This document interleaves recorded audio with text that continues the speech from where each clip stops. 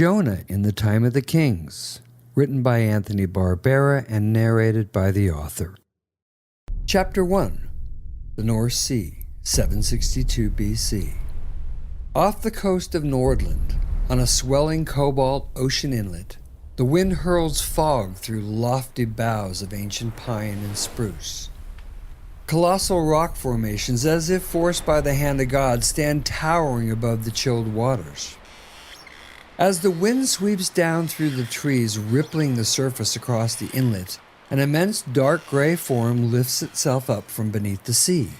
A hissing spray streams high into the air from the box-like head of the giant male.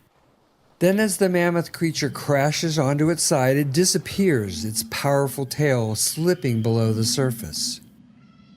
Piercing, clicking sounds ratchet off the rocks of the inlet. The female calls, and everything living comes to attention. Breaking the surface, she erupts toward the stars. Falling straight back, lighter gray, her smaller body flattens as she too smashes against the surface and releases a blow, submerging and dipping her head as her enormous tail quickly slides below the surface. The two dive through clear midnight blue waters. Joining the pod of 18 other whales, they angle for the deep trench where their favorite meal lives. Their swishing tails disappearing into twilight leave a trailing stream of bubbles rising and floating to the surface. Chapter 2. Becca's Valley, Syria. Now it began in this way. The prophet Jonah lay flat on his belly upon a ridgetop overlooking Becca's Valley. His eyes fastened on a canyon through which the road descended from Syria south onto the valley floor. Soon through the northern canyon, the Aramean tribes of King Ben-Hadad of Syria would descend in full force, searching for the Israelites. As the sun dropped in the sky, the last rays of golden light illuminated the road, filtering up into the shadows of the northern canyon. Jonah stood and gazed back toward the southern opening, where he could make out an Israelite soldier standing, but not his face. The valley of Becca was as long as one man's shout heard, contained by two ridges running the entire length. From atop the eastern ridge, Jonah spotted his people gathered in the south where the Syrians would never catch sight of them.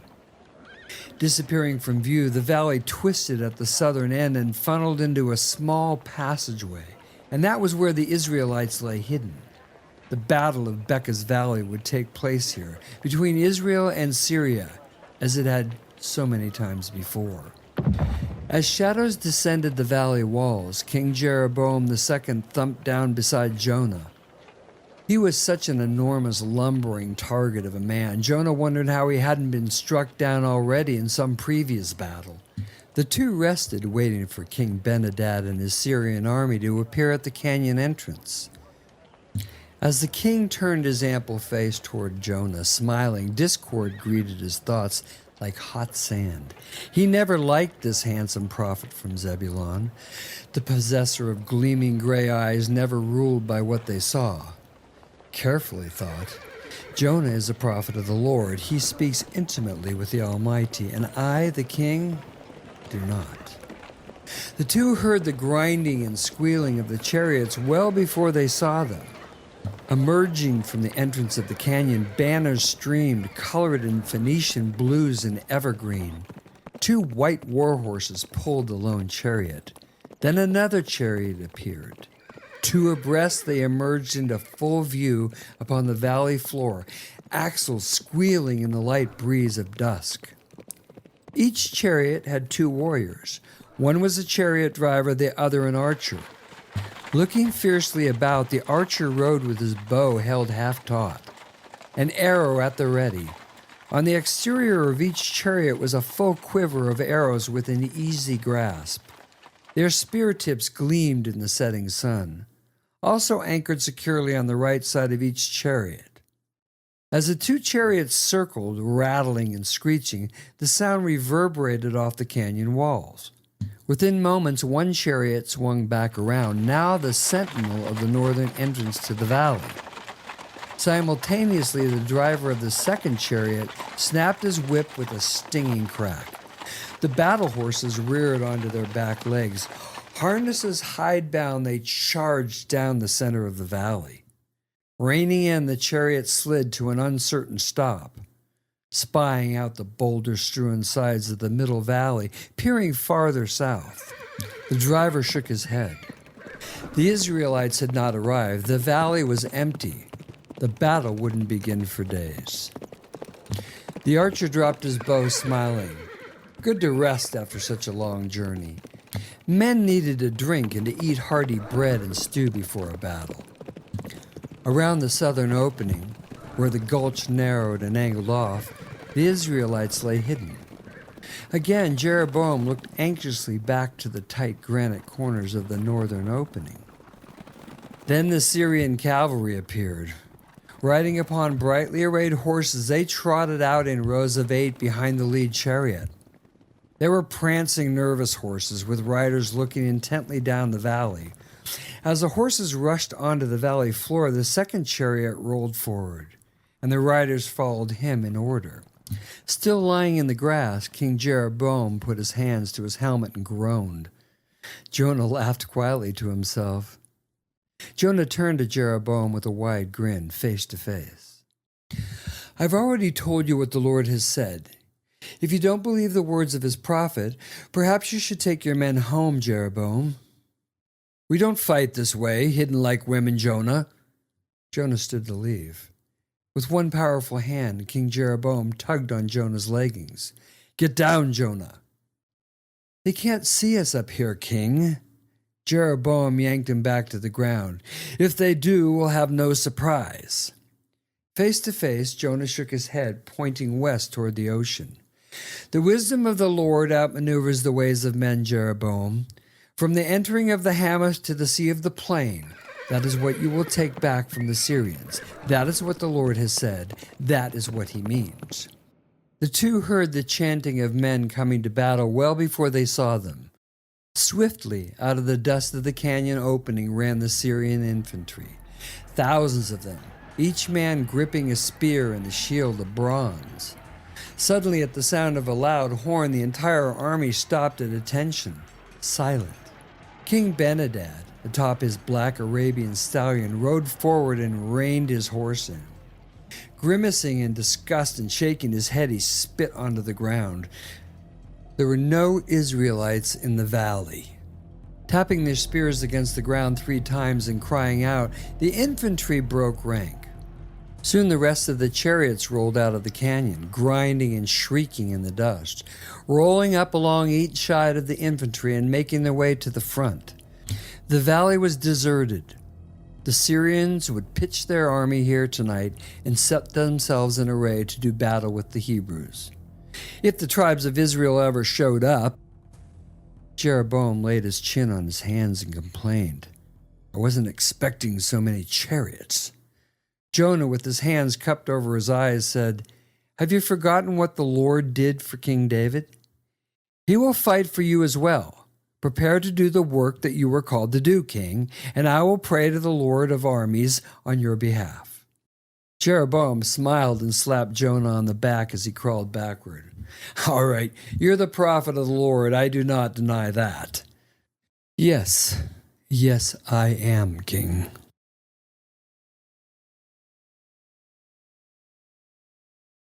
Chapter 3, Gath-Hepher, Israel. As Friday evening's orange sun flattened against the line of the desert, the horn's shrill wail sounded across the valley from the priest's rooftop. It was the Sabbath. Bashi and Naomi held hands as they left the dirt path and hiked up the cobbled road toward the house of prayer in the center of Gath-Hepher. As they passed those hiking down from the town center, Bashi spotted some turning back, glowering at them. Wondering eyes questioned why Bashi and her daughter were not going to the high place to worship Baal and Ashtoreth with the rest of them. Approaching them from the street above, Naomi caught sight of Anna. She was very tall and lissom, especially for a girl. She was walking with her mother, who had also lost her husband. Watching Anna approach, Naomi felt disappointment. She had been close friends with Anna's older sister, Hagar. However, Hagar had recently married, so Anna and her mother were alone now, without husband, father, or sister. The girl's eyes met briefly, and Naomi smiled at her, but Anna passed, turning away shamefully. When the final horn blast sounded for the Sabbath, Naomi looked over at her mother and gently pulled her hand free. "Stop, Mother. Let's rest a moment." Bashi was breathing hard, struggling as she climbed the steep hill. The blast of the horn made Naomi think of Jonah and war, wondering if the war was over and if Israel had been victorious. She would pray again today that Jonah didn't pick up a weapon and enter the battle. He was a prophet, true, but he was also easily riled and seemed unafraid of standing straight up before any man. For a moment they stopped with their backs pressed against the wall, allowing a small wagon to squeak past them and down the hill, pulled by a single mule, and filled to the top with pungent purple grapes. Bashi lifted her hand to the old man. "Shalom," she gasped, catching her breath. The old man smiled, his slit eyes hidden. He knew Bashi and her daughter and remembered Bashi's husband Aden well, a good man and thrifty. Everyone in Gath-Hepher had known Aden. He was well respected, but not everyone liked him. Aden would buy grapes from the old man about this time of year. Aden the bargainer, the old man thought. Right to the very end of an agreement, he'd haggle. Fortunately, Aden had enough sense to know when to stop. That was before he died and slept with his fathers. Bashi looked more wrinkled and tired since her husband had died. As he waved to them in passing, he noticed his hand shaking and wondered how long his own body would stand up to the toil of its own labor. Bashi's thighs hurt as she struggled up the steepest part of the hill. She wasn't so old to be having such a difficult time. Wiping the perspiration from her forehead, she remembered the old man coming to their home. There was hardly a day that passed that something or someone didn't remind her of her husband.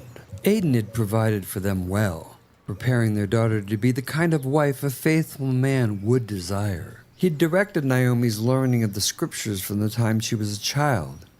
What a good and kind husband Aden had been.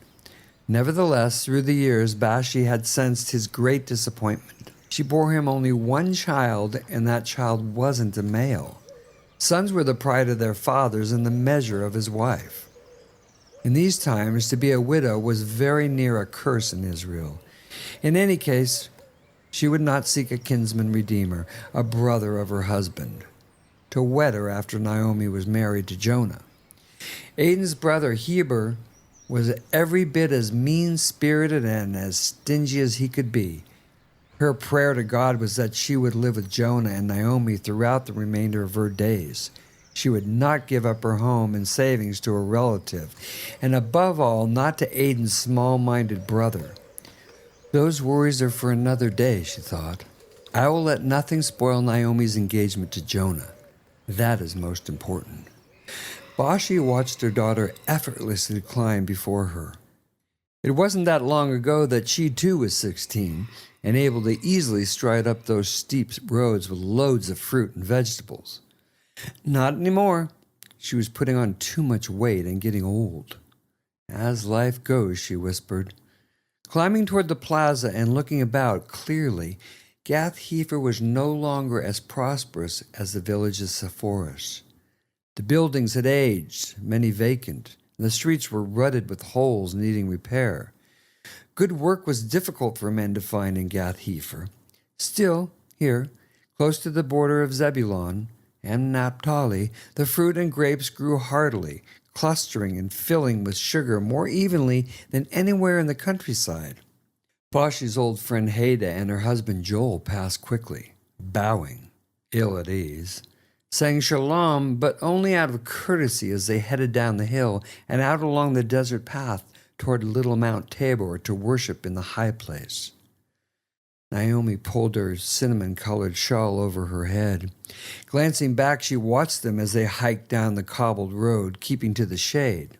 The tunic she'd chosen for today was Jonah's favorite, light beige, which she preferred to wear to the house of prayer.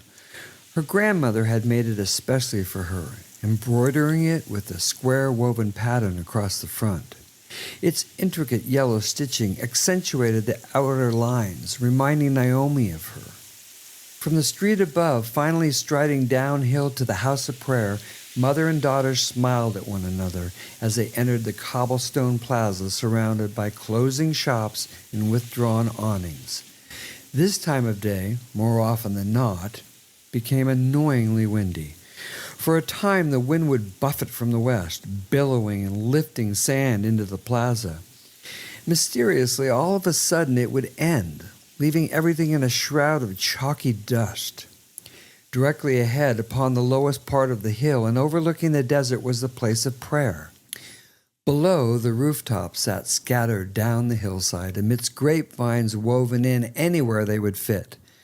The people of Gath-Hepher had built the house of prayer a generation before. The same calf worship Moses found the people partaking in when he smashed the Ten Commandments and scrambled back up Mount Horeb to plead with the Lord for their very lives. Upon consolidating power in the north, King Jeroboam I, son of Nebat, straightway set up golden calves at Bethel, the southern entrance to Israel, and in the north at Dan. Jeroboam I, they said, couldn't stand the idea that the people would bring all their tithes and offerings south to the temple in Jerusalem. With malice and avarice, he set up his own temples in the north. He filled them with the evil idols of the pagans, encouraging all manner of licentious behavior.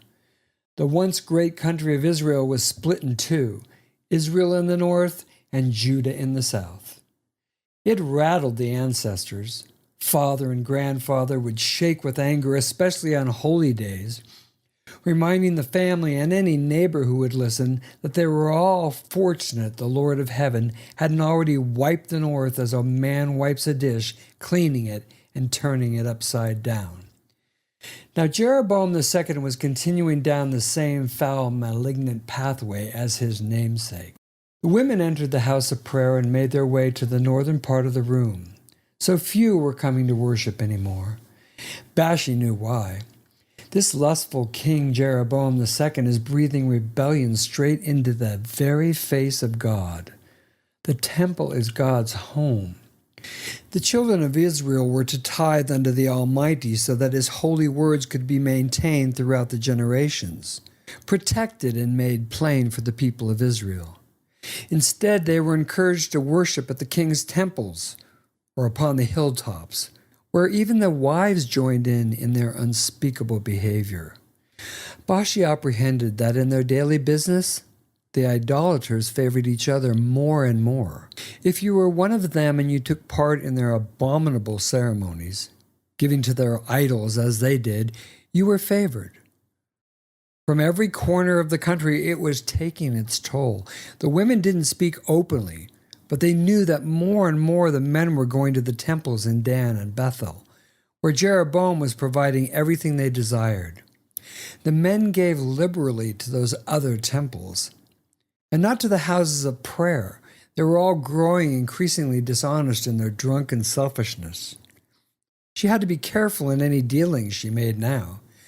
The men would think nothing of cheating her since she had no husband.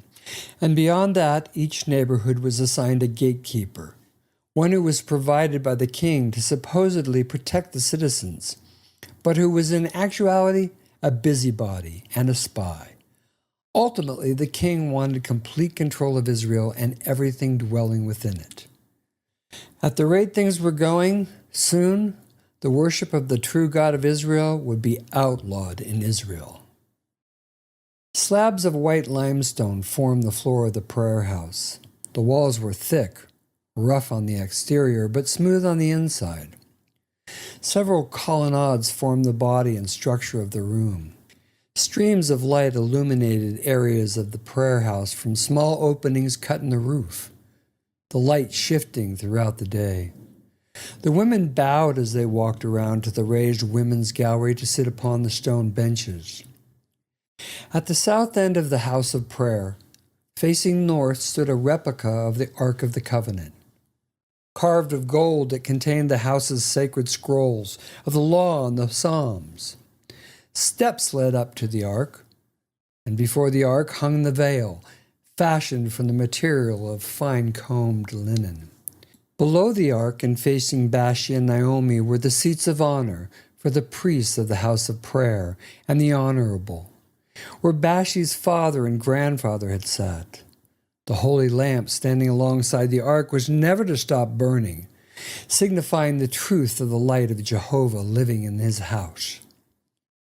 It occurred to Bashi that only a few years before, on the Sabbath, this room would have been filled and overflowing, some only able to stand in the small doorway, people lined out into the courtyard. Now in this town of well over 3,000 souls, she could count only 75 to 80 people gathered together to begin the weekly Sabbath. Those gathered were mostly parents with children, devout men and women of Israel, who refused to be turned, who brought their families to worship the God of Israel and to keep the covenants of their Lord. Staring around the room, Bashi could taste the bitterness in her soul. Only a year before, a small gathering of respected men from this house of prayer had turned. They turned to Baal and the gods of the land, gods who they were convinced would bring moisture and richness to the crops. These were the gods of fertility. Thankfully, once a year, a remnant of the prosperous men of the town would gather and take the long journey to Jerusalem to worship during the Feast of Weeks at the great temple built by King Solomon. Even so, Bashi, instead of expecting this house of prayer to one day be full again, feared that the Lord, his patience having grown thin, would bring his wrath down upon this town and every other town of the north. That's exactly what her future son-in-law had warned. She looked down at her folded hands and shook her head with dread. Maybe it was not that Jehovah was going to bring wrath, but that he was saddened and had gone away. For years the people had said that they didn't want him in Israel, that other gods were more important, and for him to get out of their lives. As they bent, prostrating themselves in subjection to the other gods, perhaps the Lord had done as they had requested. Possibly he had vanished. For that reason, if the Ninevites from the city of blood and violence came to ravage the land of Israel, there would be no protection, as there once had been. The priest, wearing a white cap and a fresh, brilliant white tunic, walked up and lit the Sabbath candle. "Forget your troubles, woman," she whispered to herself. "This is the time to worship the Lord." A short, elbow-length ocean blue garment covered the priest's tunic, and an apron of fine, multicolored linen lay over both. He bowed his head and spoke clearly. "Blessed be thou, O Lord, King of the world, who forms the light and allows the darkness, who makes peace and creates everything, who in mercy gives light to the earth and to all those who dwell upon it. In your goodness, day by day and every day, you renew your works of creation. Blessed be the Lord our God, who has formed the lights." Both Bashi and Naomi responded, "Selah, most gracious, blessed God of ours." Naomi folded her two hands together, her head lowered. She bit her lip to keep from shuddering, because as much as she wanted to think about the Lord, she was thinking about her yearning. Every day it became more difficult to rule over her desire. She would be sweeping or kneading dough, and into her mind and before her eyes she would see Jonah, naked and strong. Sometimes she would walk into the small room that they had set aside for him, just large enough for a table for him to study and to pray. She'd accidentally seen him once from the back, naked, without his tunic. He was fit and muscular, probably from his extended walks throughout the north. Other times he would be gone, but she would sit alone smelling and imagining him. It was still 4 months before their marriage could be consummated, the espousal complete. What if he doesn't return home from war with the Syrians, she considered. He'd assured her that prophets did not fight. He was only there to speak on behalf of the Lord. Of course, in war, arrows and spears fly freely. She could hardly wait. They would be married here in the house of prayer, in this town where he was the most celebrated of prophets. Jonah, the prophet of Israel from Gath-Hepher. Then they would be together in each other's embrace as lovers for weeks on end. "Naomi," Bashi startled her, "concentrate on your prayers." Naomi looked at her mother, wondering how she knew.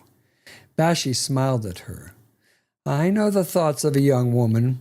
She leaned over and whispered into her ear, "Keep the Lord first in your heart, your husband second, and you will do right by both."